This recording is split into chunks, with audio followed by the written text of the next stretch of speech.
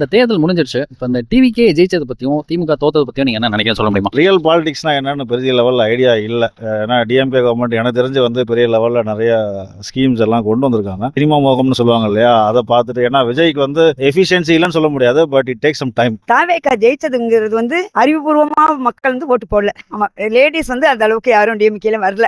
அவங்க கனிமொழி ஒருத்தவங்க தான் வருவாங்க, பேசுவாங்க, அது மாதிரி இருப்பாங்க. வேற யாருக்கும் பாப்புலராட்டி இல்லை. அது மாதிரி ஜெயலலிதா மாதிரி ஒரு இதை ஒருத்தவங்க கொண்டு வரணும். அவங்க கொஞ்சம் நல்லா போல்டா இதுல எல்லாம் பேசுறாங்க, நாடாளுமன்றத்துல எல்லாம் பேசுறதெல்லாம் கொஞ்சம் நல்லா தான் பேசுறாங்க, எல்லாமே செய்யறாங்க.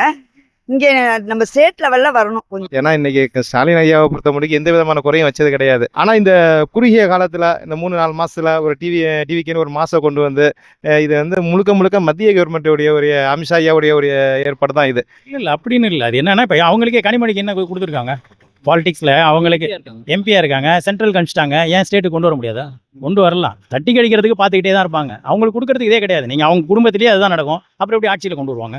லேடி ஃபேஸ்ன்றது பெருசாக பாப்புலரான ஃபேஸ் யாரும் கிடையாது. இப்போதைக்கு நல்ல மாற்றம் வரங்காக போட்டிருக்கோம். நாங்கள் இனிமேல் செயல்பட பற்றி இனிமேல் தான் பார்க்கணும். கனிமொழி வந்து அவங்களுக்கு கொஞ்சம் அரசியல் தெரியும். ஸ்டேட்ல வந்து அவங்க முயற்சி இல்லை, வாய்ப்பு கொடுத்தாதானே தெரியும். அவங்க குடும்பமே அவங்களுக்கு வாய்ப்பு தர மாட்டேங்குது. இளைஞர்கள் எல்லாருமே வந்து விஜய் லைக் பண்றாங்க.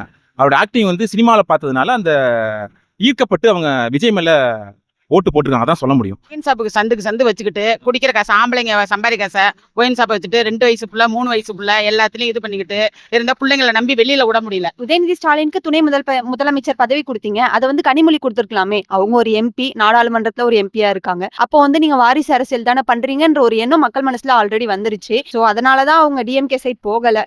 அவர் வந்தாருன்னா நல்லது நடக்கும்ன்ற நம்பிக்கையில உலகமே போட்டிருக்கு. ஒரே கட்சியா இருந்தா சரி வராது. நாங்க நினைக்க மாற்றம் வேணும், மாற்றத்தை கொடுத்துட்டோம்.